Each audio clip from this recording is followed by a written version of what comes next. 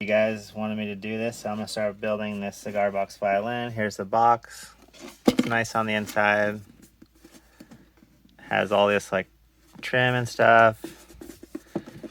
You can tell from the edges that it's, it's like plywood basically. And then I have this neck just from some other violin. I don't really know. It's been around for a while. I want to put this neck on here. And then this is wood for blocking because I'm going to try to use like a blocking method. We'll get into that later. And then tailbase and bridge.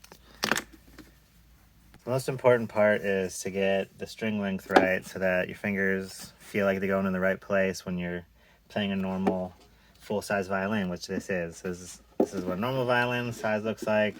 Obviously this is smaller, and if you were to put the bridge in like a relatively the same place, you've got no tailpiece room, and you're not really resonating towards the most resonant part of the body, which is going to be in the middle, because there's, the walls are going to keep it from resonating as much. So obviously if you could get this thing dead center, that's going to be your best move.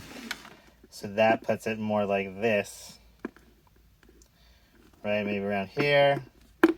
And I guess you can't really see from that angle, but I'm pretty far off on the neck. So obviously to get the right placement here, we've got to create some kind of extension. Alright, here's the block I made. I gave it a little bit of a tab here, and I'm going to put it on like this. But then on the inside, I'm going to give it a little bit of a mini block. And this is another piece of flame maple.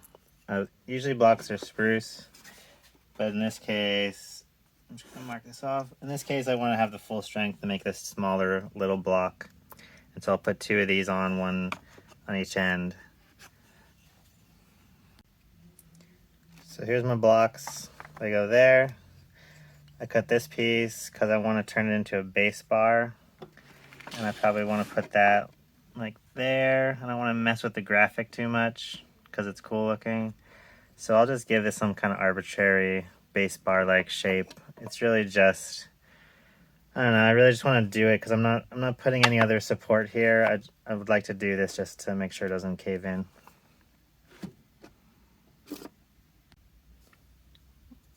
It's kind of beefy, but here's the bass bar.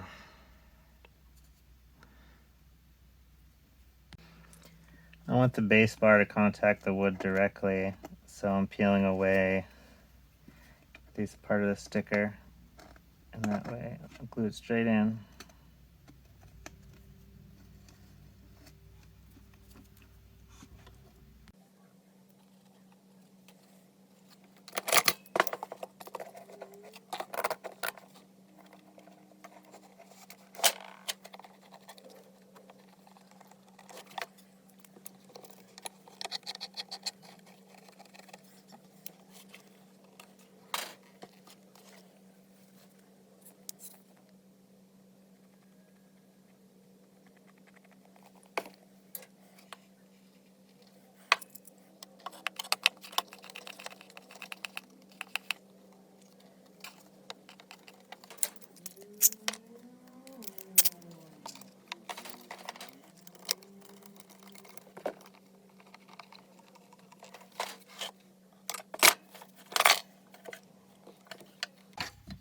So here's where we're at. I'm gonna let this thing dry so I can take the clamps off, because I don't like how much weight is on these small little hinges if I were to flip this over and start working on this top side. So I'm gonna basically put the bass bar there, and that will be the bass side, remember, because the neck comes this way.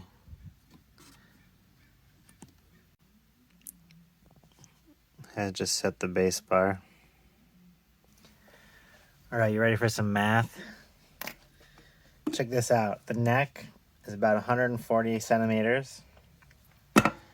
The box, I'm gonna go with about 145, which puts me right here, a little bit down from the center. And a normal string length for a violin from nut to bridge is 330. So I made this block here, which is just gonna go underneath.